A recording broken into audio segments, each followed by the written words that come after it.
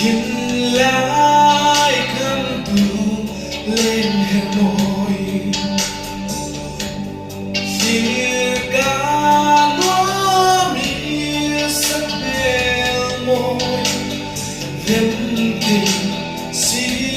lùng nhạt đi lăn chế tham lần an dùng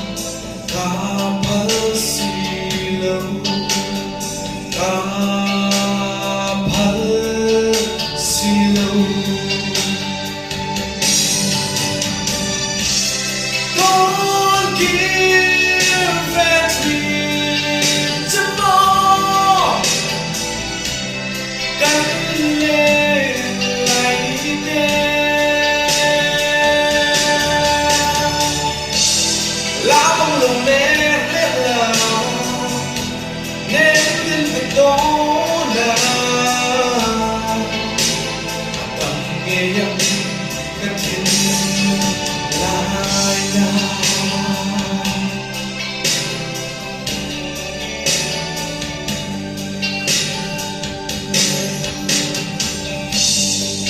rồi khô lên môi lên mong được thầm ta đón lúc bia thu ti lên sông vẫn bằng môi ăn chẳng dâu ta lần cả bài Giêsu lên ngài Giêsu lên ngài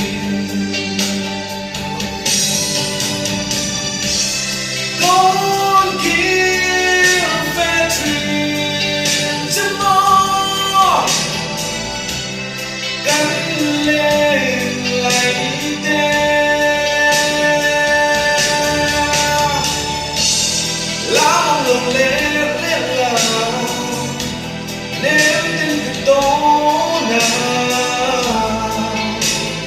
tầm nghe âm các thiên lại là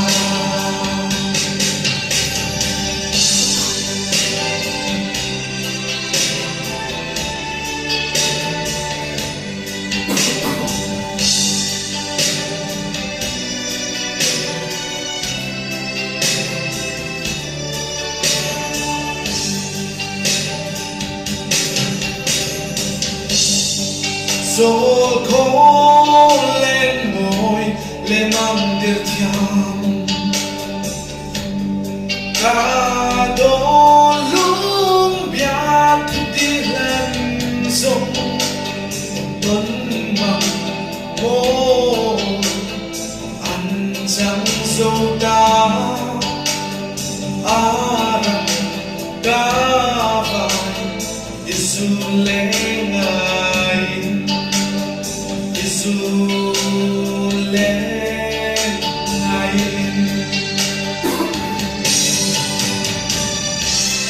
con kia về thuyền chân mơ cánh lên lại đê lá bông lùng lên lờ nếu tin việc đó là tầm nghe âm các thiên lại là con kia về thuyền chân mơ cánh lên lấy đê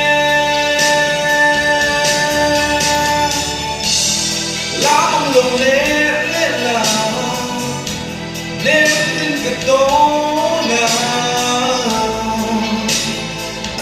nghe âm các thiên